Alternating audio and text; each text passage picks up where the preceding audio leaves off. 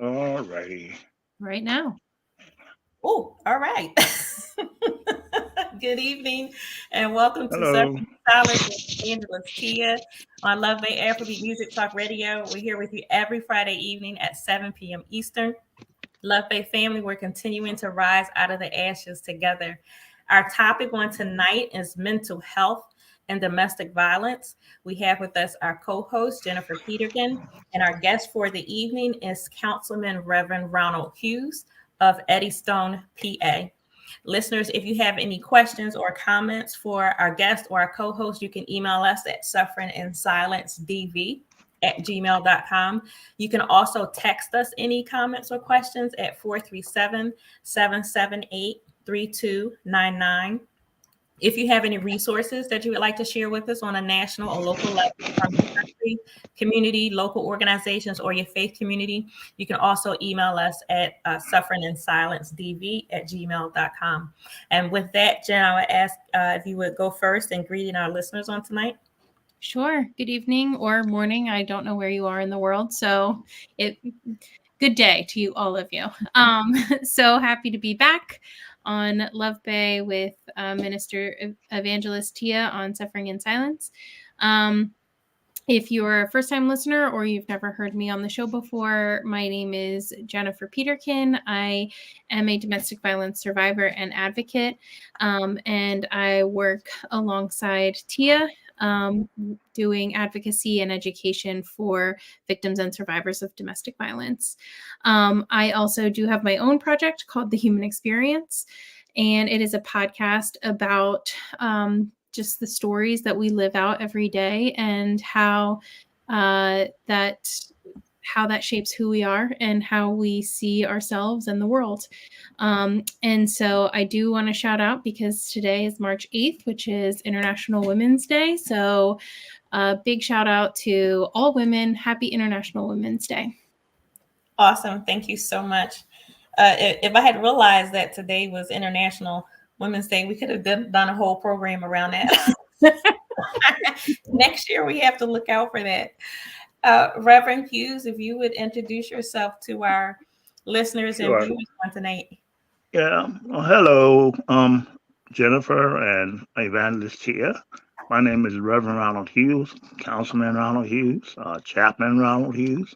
I wear a lot of titles, a lot of hats. I'm from the Eddystone Borough, born and raised in Chester, PA. I just was elected as councilman in Eddystone Borough.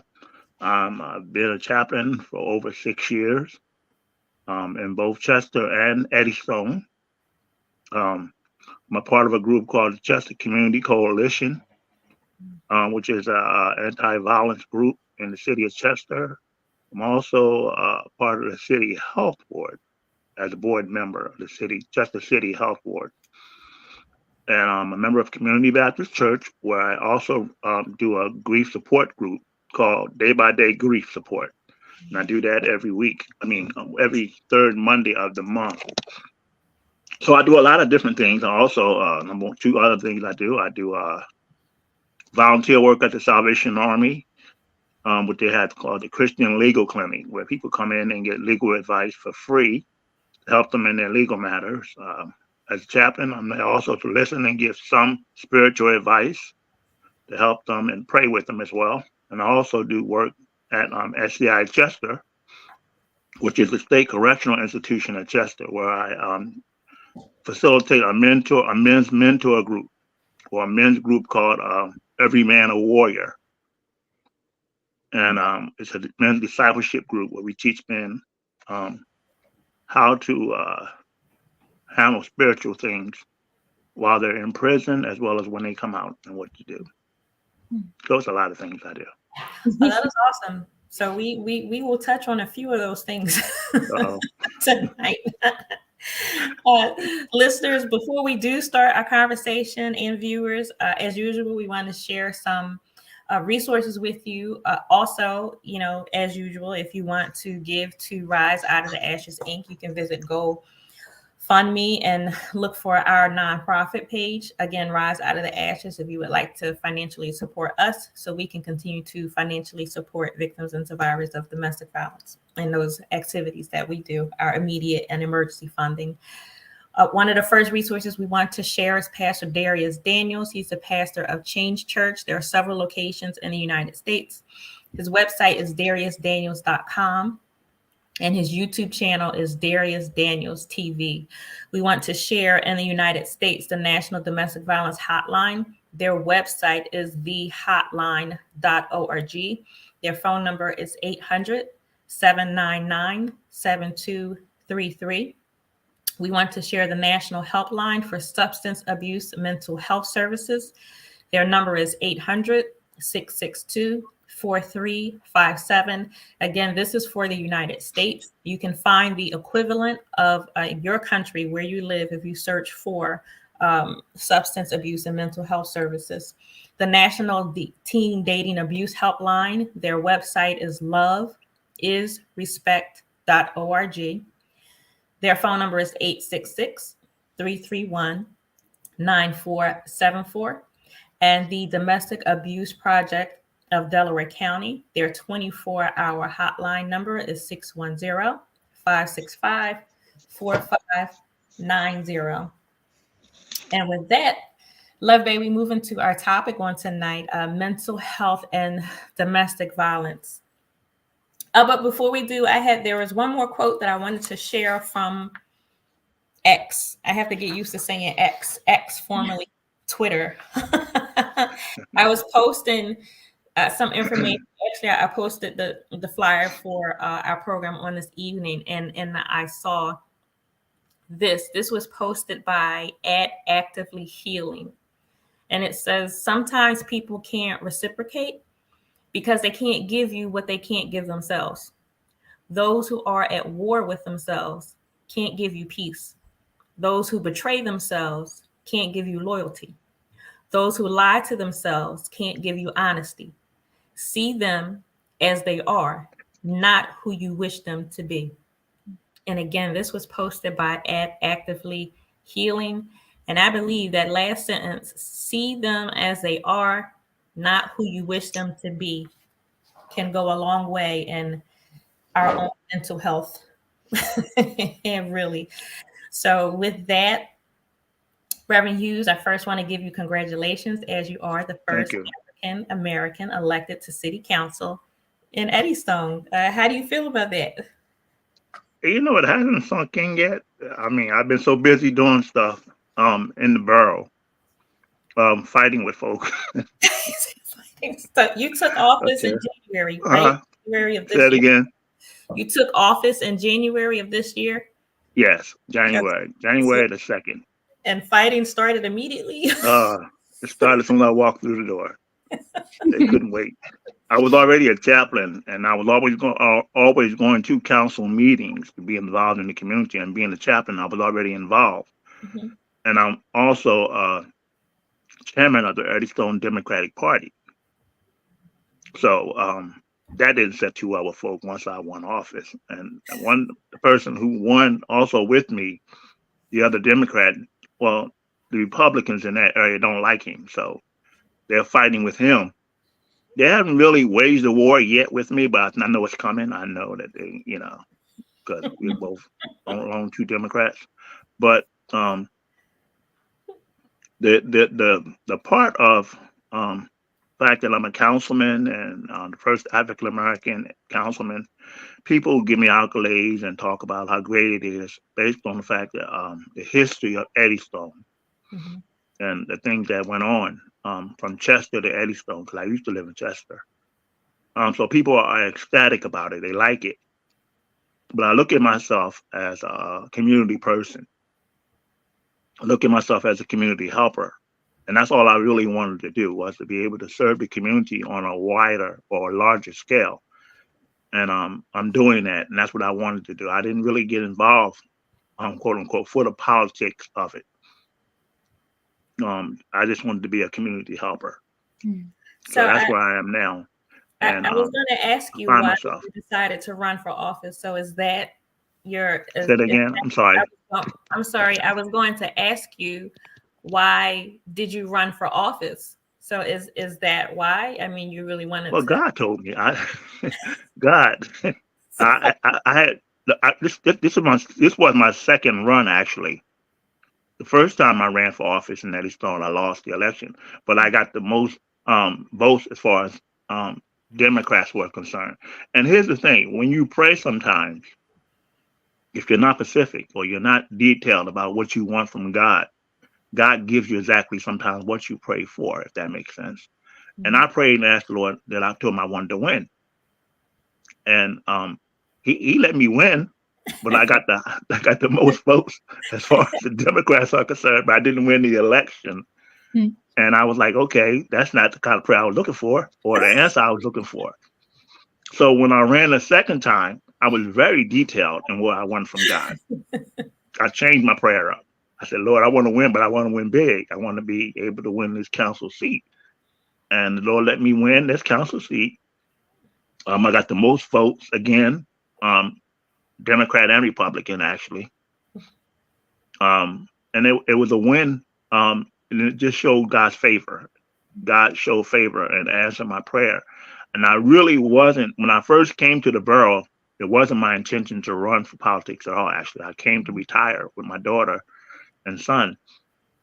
So I wanted my daughter to go to a better school. And Ridley School District was the best in the area so far. But people kept asking me, "Why don't you run for office? Why don't you? We need you. We need you." And I said, "Well, I don't see the need for me to be in office. I wasn't looking at it. I mean, and then God, and I prayed about it. And I told him, let me pray about it. And I prayed about it. And God said, go for it. Go ahead. He said, I got you. I'll be on your side. I'll be with you. And that's what I took from that. Um, and but I wanted. I wanted to be a community person. I didn't want to be a political person. I'm not. I don't consider myself a politician.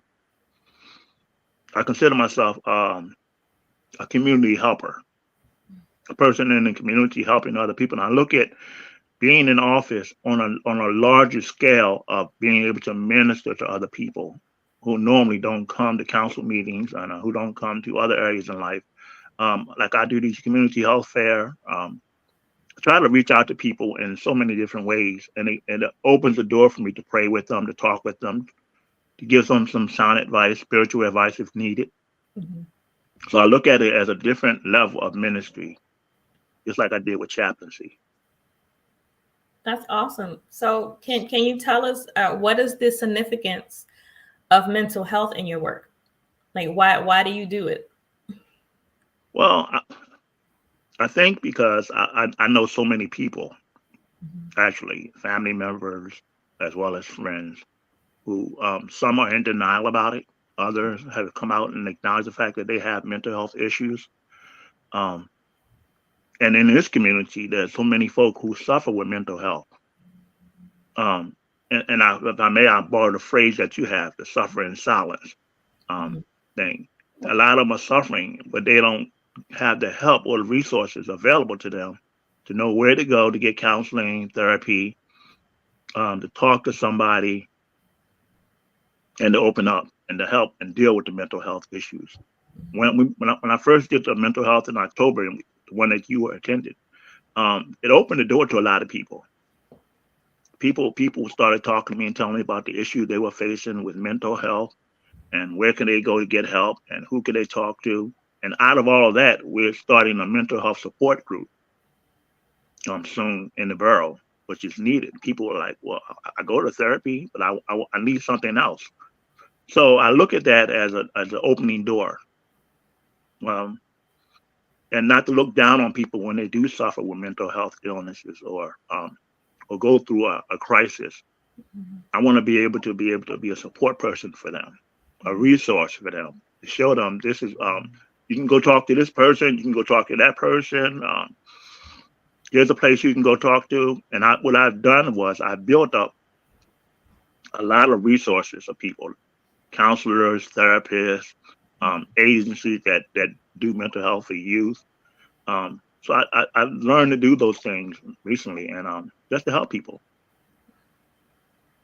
And so you've been doing this obviously before you took office. The event that I attended was in October. So how long exactly have you been doing this? And was there a particular event or occasion, something important to you that happened, or was it just a need that you saw, as you said, just amongst the community? Well, like I said, family members. I've talked to family members who are going through or who go through therapy and have mental health crisis.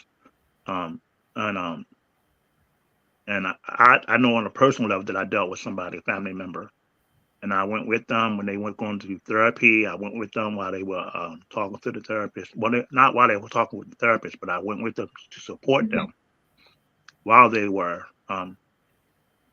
visiting the therapist and helping them. Making sure they had Uber to get there and doing all those things. So I took it personal, and I became I want to say an advocate, but I became I don't know what word to use, but I came involved in it to help them to make sure they had everything they need. And then whenever they had a crisis, I found tools to use to help them to be able to navigate so that they don't be able to have a breakdown.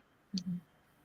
You So know, you're on the you said the Chester City Health Board.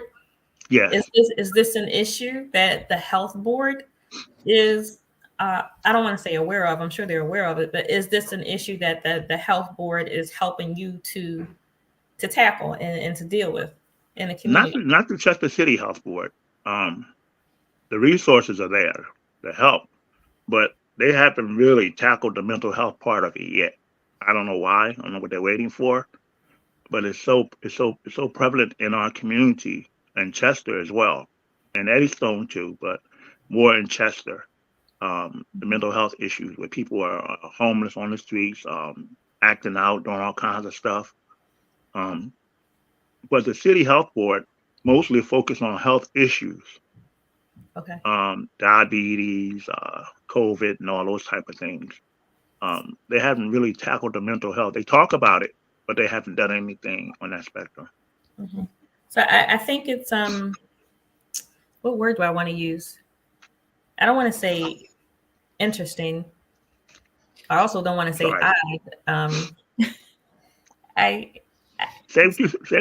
Just say it. No, I don't know what word I want to use. I think there is something to the fact that we put more emphasis on physical health and physical well-being Right, than we do on mental and emotional health. and we do.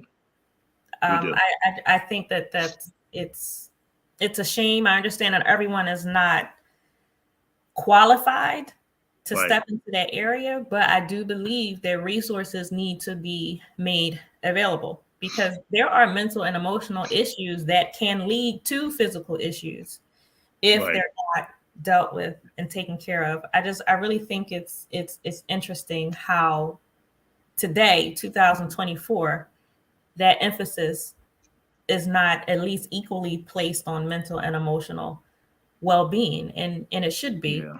at least by Well, now. people are in denial. I think a lot of people, and even politicians, as well as people who are in offices, are in denial of the fact that mental health exists in their communities Mm. as well as in their homes, and that's why a lot of these teenagers and a lot of them do suffer with mental health because parents are afraid to admit the fact that their child has a mental health issue and don't want to get them the help. They want to close the door and think that it's a privacy matter Mhm. when in reality that when they get out in public, it's a public matter because they act out, they do stuff, but then they want to come and ask, who do I go to? Who do I talk to?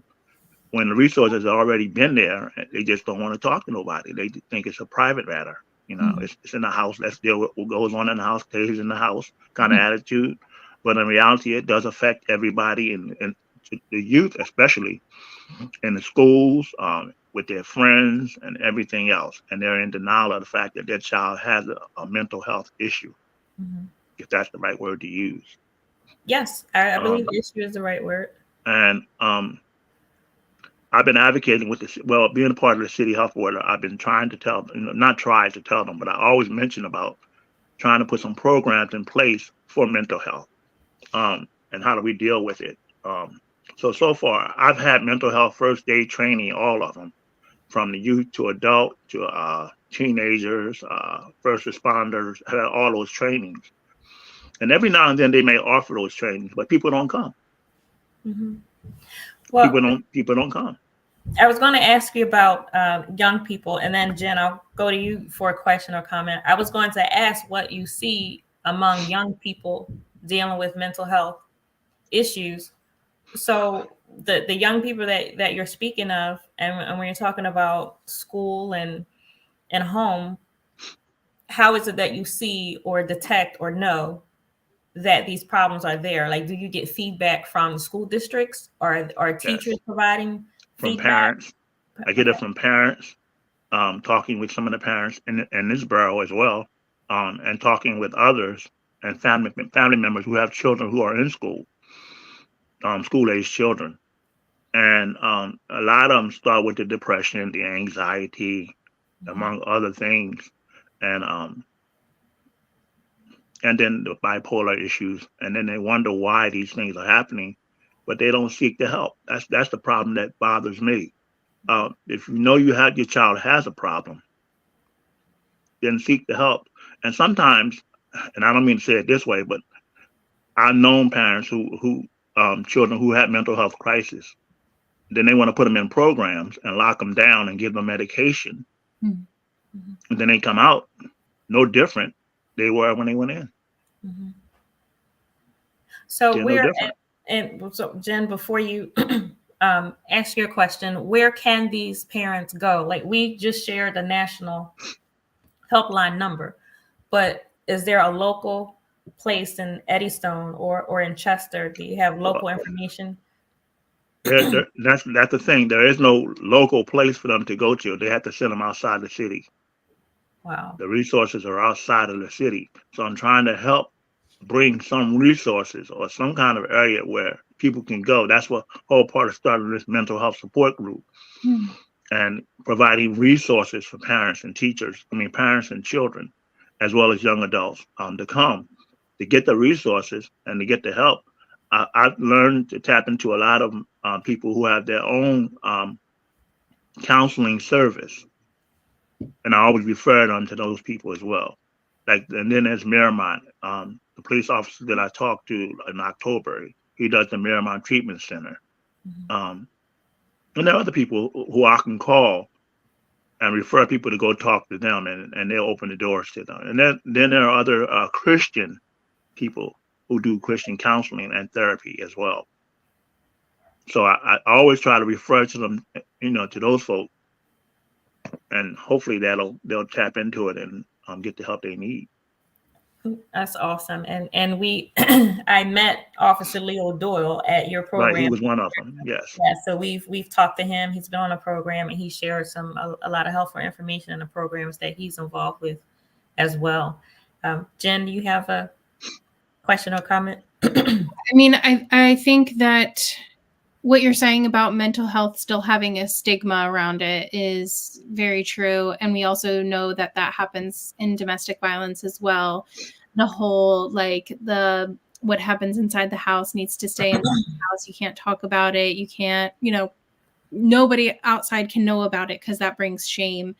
Right. And so a lot of work of advocacy is just kind of calling that out, right? And saying, that's the first layer, I think, of advocacy, is saying, that's not true. That's a lie. We do need to talk about these things because that's the only way that we change them. So how do you think that stigma starts to be removed? How does a community work towards removing that stigma? Well, my daughter, not last year, she did it 1 year ago, a couple years ago. She did a seminar on the stigma of mental health in the community. We did it in Chester. We had a lot of people who come out, some therapists, some people talk about it. But she dealt with the stigma of the Black community, how it affects the Black community and how people just push it aside. It was very successful. People took in the information. And if we do things like that every month, where we open the door for people to come out and talk about it, I've had those forums where we had therapists on, a panel for discussion to ask any question that folk might have. Those kind of things would help, like the one we did in October. But also, they need one a month in the city or in the community, and be able to answer the questions that these folk are asking, because people have questions. Sure. They have questions, and how do they identify with mental health? What do they do if their child do certain things, and how do you help them? So the stigma is out there. It's just that parents need to get more involved in it. I think, and not I don't know if that's putting the weight on the parents, but the parents do have a responsibility to help their children when they're in mental health crisis, and to be able to find the resources and help, because if they don't, then they're going to wind up going through some stuff as well. Sure. I think too, and please correct me if I'm wrong, but we don't know what we don't know. And so generationally, if we're not taught about mental health, how do we even start to learn about it, right? So I think even too, people that still have this stigma around it, and the same thing for domestic violence, I do have a little bit of grace for the fact that I think they come by it honestly a lot of times, because they don't have any frame of reference for this. You didn't grow up learning about mental health or domestic violence or whatever the issue is. And so, enforcing that change and trying to make that happen is so important for young people to hopefully influence not just them, but generations after that as well, I think. But even for the parents now who may just feel so ill-equipped to do anything about it. And it's ironic that on Tuesday, when we were in class at the prison, and it was about 6 men, five to 6 men that were talking in a group. We have a group, and a lot of them were expressing the fact that they don't want their daughters to marry men like them. And I was trying to figure out what they meant, and they were saying how they treated their mothers, and the things they did to their mothers, and the abuse they inflicted, verbally, emotionally. Wasn't so much physically, but a lot of it was verbal and emotional abuse that they inflicted on them. And they were saying, how people say sometimes, I want my daughter to marry a man like her father. That's very, very true. That's true in some sense, depending on who the father is. Sure. If he's a good man, yeah, by all means. But these guys, some of them were crying at the fact that how they were. And they were saying, I got to right the wrong. I got to go out and I got to change the narrative of this is not who I am. I got caught up in some stuff and doing some drugs or alcohol and some other things, and there weren't any role models in place for me to follow after. So I think what is needed is more male and female role models within the community, people to show that you can overcome these things, that you can deal with them. And let me show you how. By having more forums, by talking about it. They're on social media all the time. Get on social media and put on a post or something about domestic violence or what's going on in the community about mental health and how to deal with it. I mean, they read it. And if they can read it on social media, put on there the resources where they can go get the help. Make sense? Yes, absolutely. So, Reverend Hughes, in October, the event that you did, it was very good. But before that event, or even since then, have you seen mental health and domestic violence cross paths? On a smaller scale, not as wide as I was before. People talk about it, what's going on in the homes. They talk about teenagers that are in abusive relationships and how do they get out of them. And like I said to some of people, I can only provide resources. I'm not a certified quote unquote counselor. I don't have papers to say, and that's where I separate myself sometimes from doing certain things or saying certain things to people. That's why I always refer them to the professionals because I don't have a certification for mental health. I mean, like a doctorate degree or anything like that. So I always refer them to people that I know that can help them. And I've dealt with a few people already since the event. I did talk to a few people, and I referred them to mental health. And they were advocating. Here's the funny part about it: they were advocating for their children and other relatives, but denying the fact that they also had a mental health issue. Hmm. They were putting it on somebody else. They got this going on, and then in talking with them, I detected some other stuff going on with them. I said, "Oh, okay, so they got issues going on that they don't want to talk about." Mhm. And then when I said that to a man who called me and asked me about it, and when I said to him, "What are you doing for your mental health? What are you doing to get help? Who are you talking to? Have you talked to a counselor or a therapist?" Well, lo and behold, he stopped calling me because he didn't want to hear it. He didn't want to hear the fact that he had issues to deal with. Um, and he felt like I don't want to talk about my issues. I just want to talk about my son's issue. Mhm. But you might be part of the reason why your son has issues. Yes. Sad It's to easy to say. point the finger. Yeah, it It's is. sad, but true, and it really is easy to point the finger. It's easy for me to say you have a problem and you need help, and this is where you can go, and this is what you need to do. And not only would it be possible that I may need help myself, but it's also very possible that you need help because of me. Right. People don't want to look at themselves.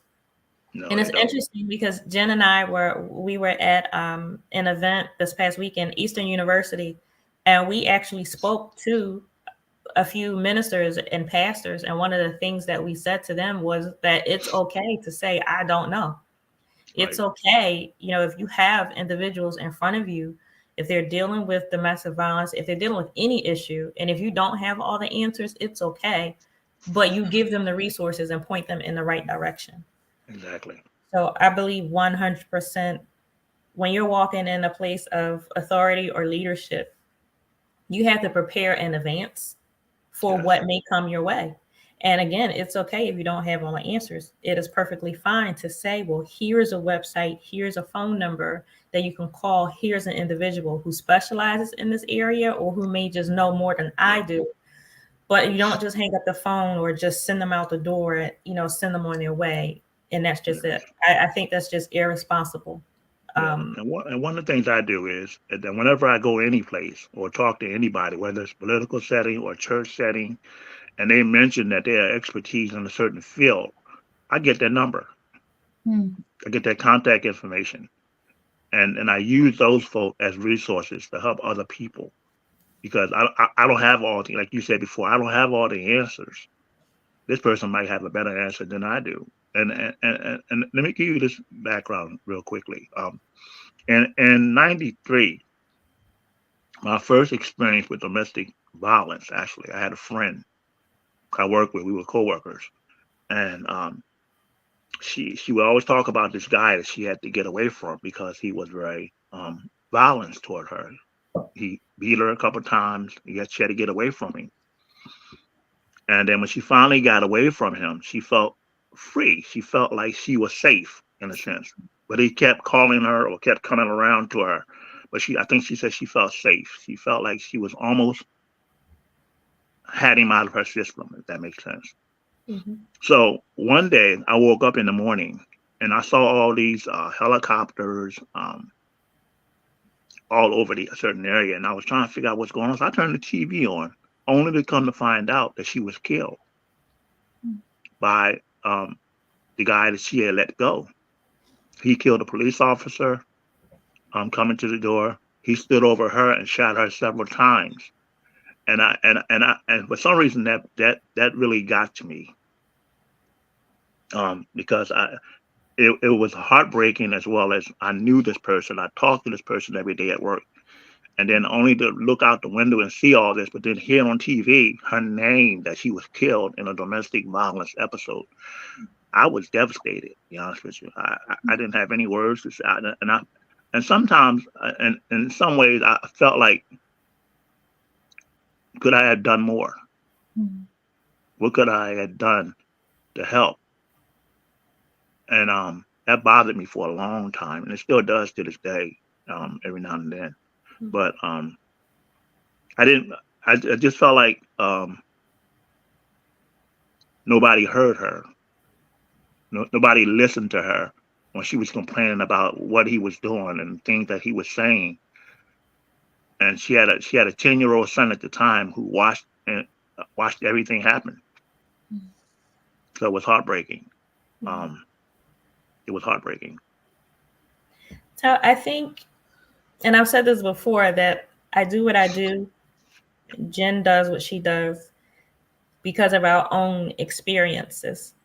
And it's really different to go to school and learn information, to have book knowledge, and then you step into a profession.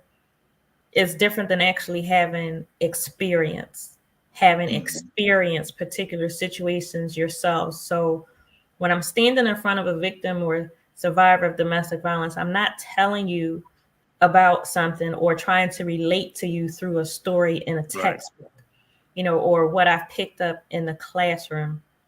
I think it's very, very important, the experiences that we've had in our lives, because it does bring some knowledge and information and wisdom to you, to a current situation you may be dealing with that you would not have otherwise had.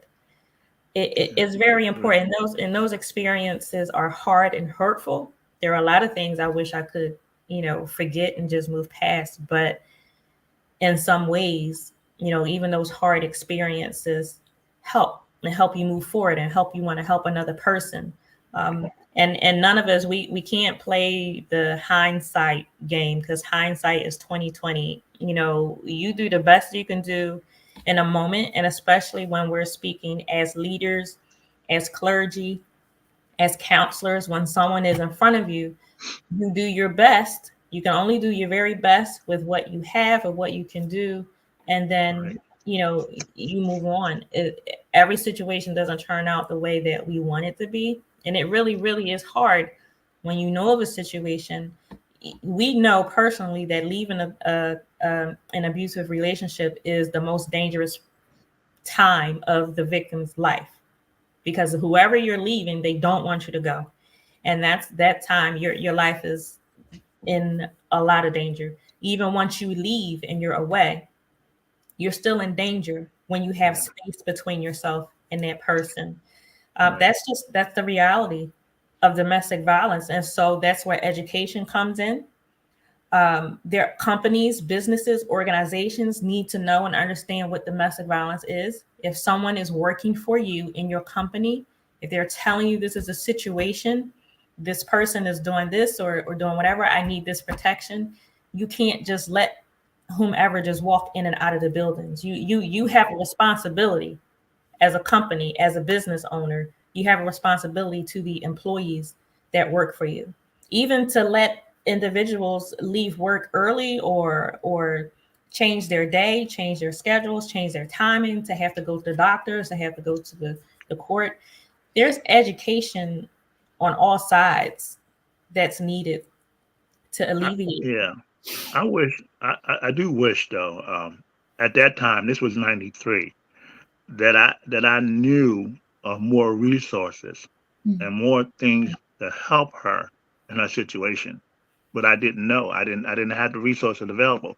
Even though she talked every day about, her life and things she was going on and about getting away from him, I just felt like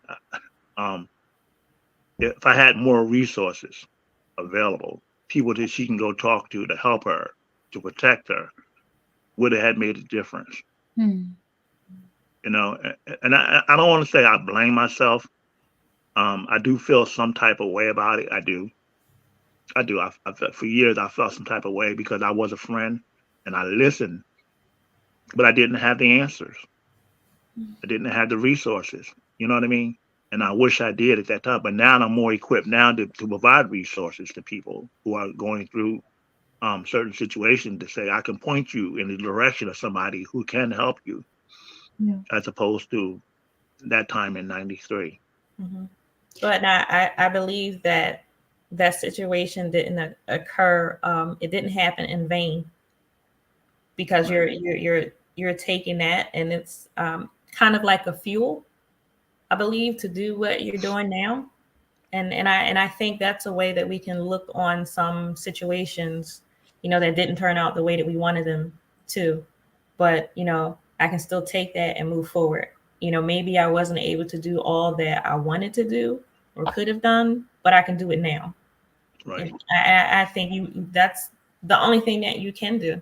So even with that, projects that you have coming up, your past experiences as a friend, and we tell family and friends, you need counseling too. You need help too. You have to take care of your mental health, because to see a friend being hurt, to see a family member being hurt, that's not a good thing. So you can't even keep that all inside.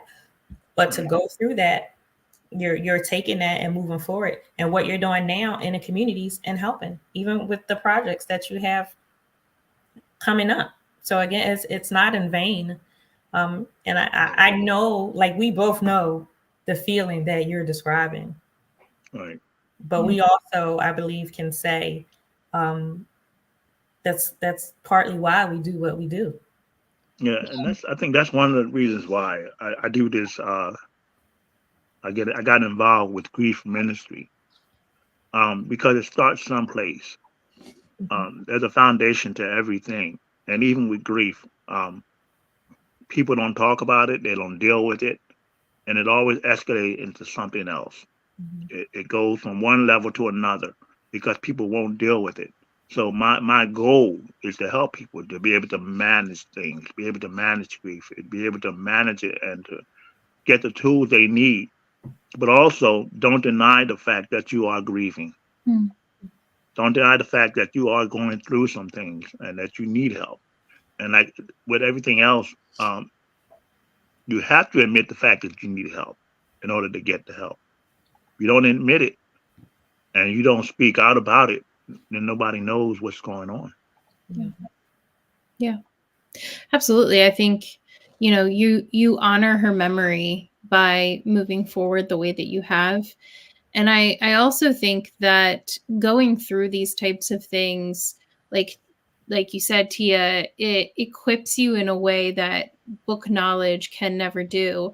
But I think one of the most important things it does is it strips you of your ego, because it is the one of the most humbling experiences to sit in situations like that, to sit in trauma, to sit in shame even. And not that shame is good. It's never good. I don't believe that shame is of God, but it is a very humbling experience to walk through that low of a point in your life and to come out of that. And my experience made me realize how much I did not know, right? Like it gave me information, but it also made me say, wow, like the person I was before this, I had no idea what people were talking about when they described something like this.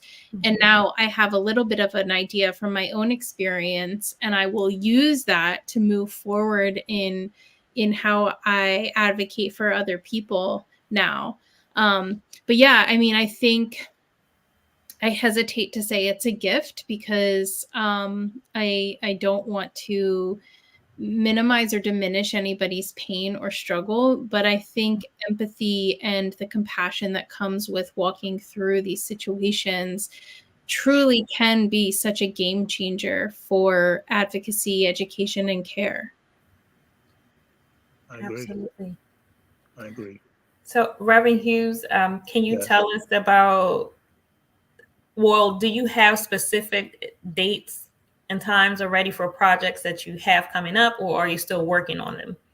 Well, on April the 13th, I do have a community health fair in Eddystone. I do have that coming up. Okay. I'm in So the planning anyone who stages. wants to attend, what's the information if someone wants to attend that? Um, Community Health Fair is April the 13th from 9 to 12 p.m. at Eddystone Borough Hall, Robert Hughes Memorial Hall. I'm sorry. Um, it's on 1112 East 7th Street, Eddystone, PA 19022. And it's a community health fair, so everyone is invited. You can come.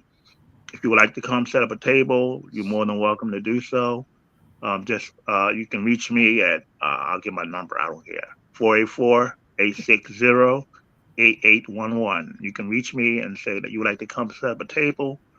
I'll be more than happy to put you down.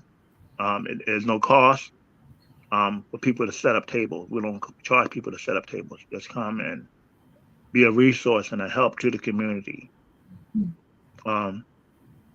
Also, with the mental health group that we're starting with, we already have a place already to do it. It's just a matter of setting up the time and the day to do it. But that's in the works, and that should be hopefully within the next month or the end of this month. Okay. So in the work that you're doing with mental health in the communities, not just in the neighboring communities, but also in the prison system, right? And you're working with young people. What do you want to see happen in this work that you're doing? Like if there was a perfect ending, a perfect scenario, what do you want to see happen with the work that you're doing? Well, I think for me, for men in particular, is to admit the fact that if they were abusers and they caused the pain for other women or caused the pain for women in their lives. But that was one of the questions in our study this week about what did they do to cause pain in their wives' life, and how did that their issues cause her to react in the way that she did. A lot of them cried. A lot of them admitted the fact that they were wrong. Admitted the fact that they contribute to her pain. If I can get more through this discipleship group, is to help men to admit the fact that they caused a lot of issues with women. Instead of blaming the women, take the blame on themselves like they should, and admit the fact that they were wrong and some of the things that they done. That's a start for me. It's a start. But with this group, it's like there was only like 5 or 6 of them, and they understood the assignment. They understood that they were the ones who caused the pain in their marriages because of their own issues, because of their own mental health issue, because of their own drug abuse and their alcoholism. They caused the pain. So I would like to see men, actually, and I would love to see groups of men come out in the community to denounce domestic violence, to stand up and denounce it. I haven't seen that yet. And I would love to see men come out and say, we denounce domestic violence against women, violence against children, and to start groups so that people can talk about it. And these men have a place to go, an outlet where they can go and talk about it and be able to help somebody else. That's what I would love to see happening in the community. And with the mental health, I think to start in this community anyway, with the support group, that's a start for me to help people.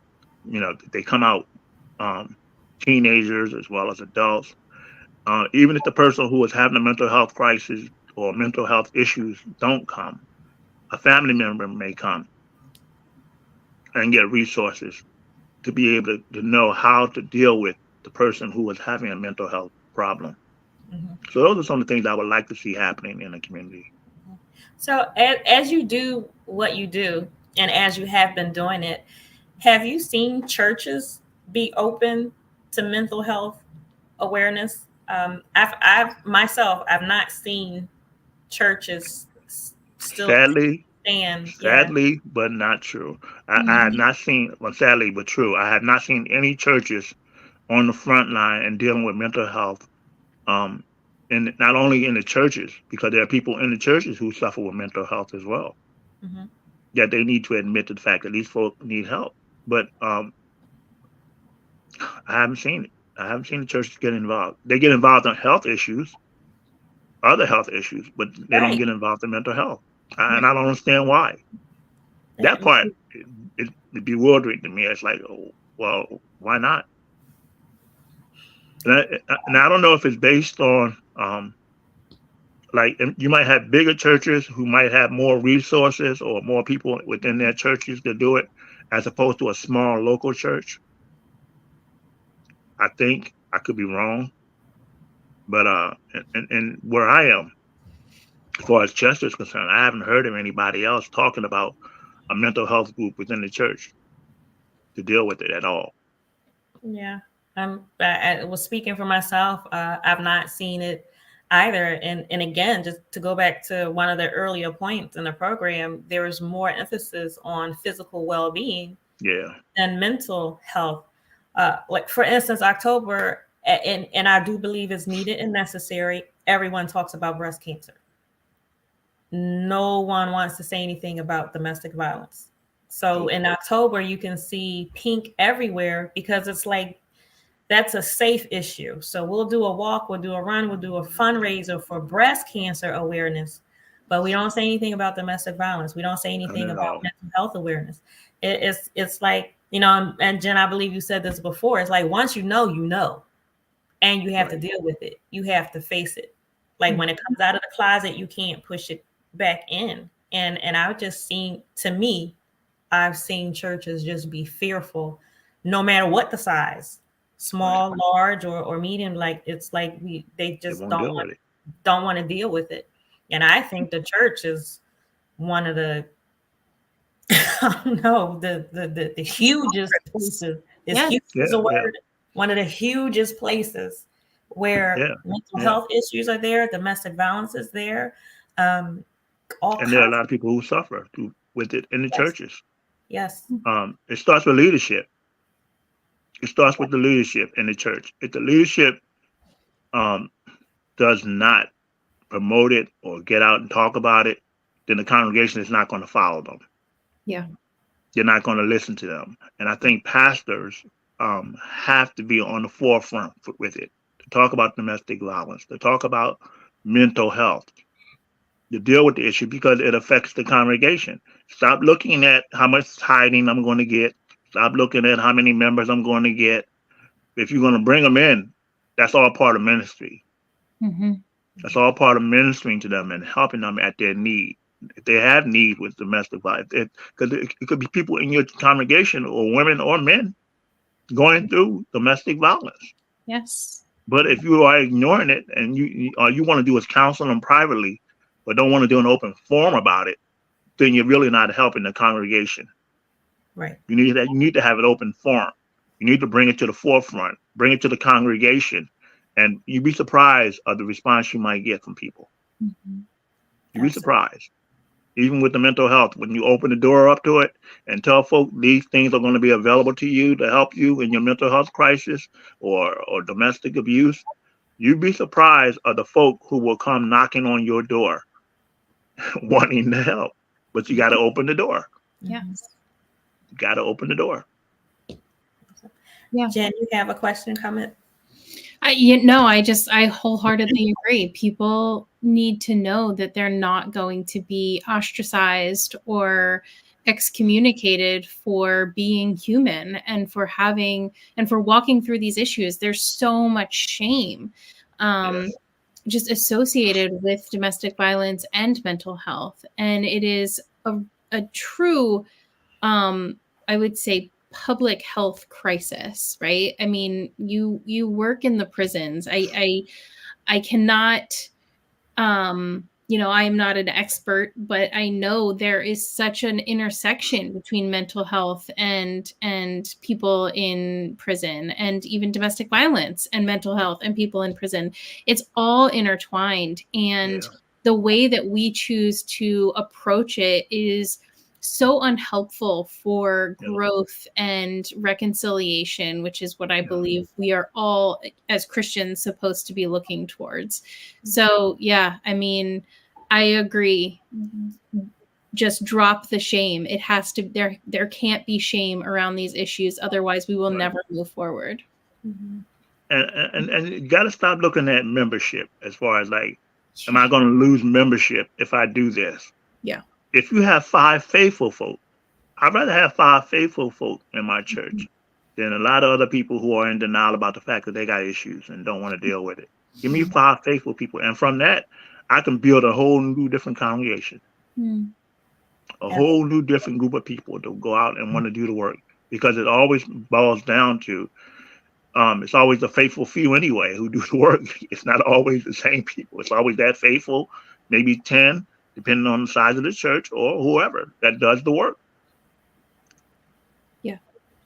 Wow. So, Well, Reverend Hughes, thank you so much. We're just under the hour, so I'm going to ask Jen if you would go first, and then Reverend Hughes, if you would just leave us with your final words for the evening. I would love if you come back sometime with us so we can continue this conversation. We never cover everything in an hour. There's always always more to put on the table. But Jen, I'll ask you first, and then Reverend Hughes, just leave us with your final words of the night. Sure.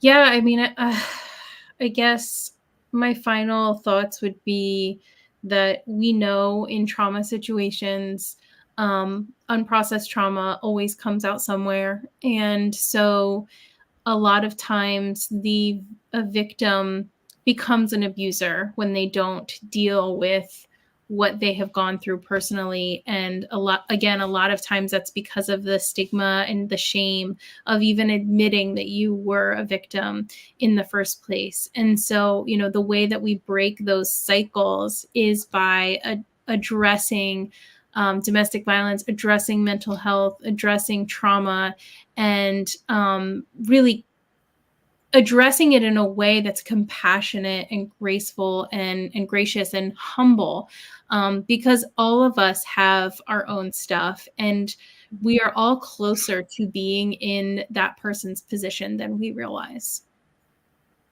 Amen. And I would say, talk to somebody.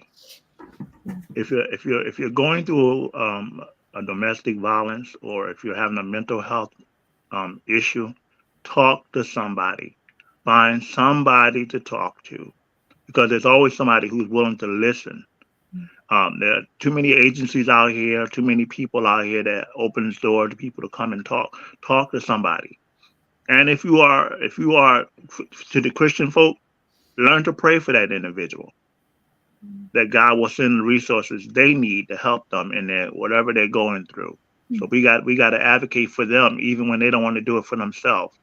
We may have to be the person to step in the gap for them, to help them out, and give them that little push to say, well, let me take you to this place. Let me show you where to go at. Let me get in the car and take you to a counseling session or a group therapy or something. But we've got to let them know that resources are available, and they must talk to somebody to get help. Thank you so much. Thank you, Jen, for being here. And thank you so much, Reverend Hughes, for thank you for having me. With us. And congratulations again on your election. Yes. And your term is 4 years? Yes. 4 years. Okay. So, all right. I'll be fighting for 4 years. All right, well, we will be here supporting you, doing what we can do as well. But thank you so much for being with us on tonight. Love Bay, if you want to catch up on previous episodes of our program, you can visit our YouTube channel, Suffering in Silence TV. We thank you so much for being here on Suffering in Silence. Thank you for having me. Tia, thank you. On Love Bay Afrobeat Music Talk Radio, we're here with you every Friday evening at 7 p.m. Eastern. Love Bay, we want you to remember that we're rising out of the ashes together. Good evening. All right. Thank you. Thank you. Thank you so much. This is very nice. Thank you for being with us. We want you, we definitely want you to come back. Okay. I would love to. Okay. Well, have a good night. Jen, have a good night. Thank you so much. All righty, folks. Thank you.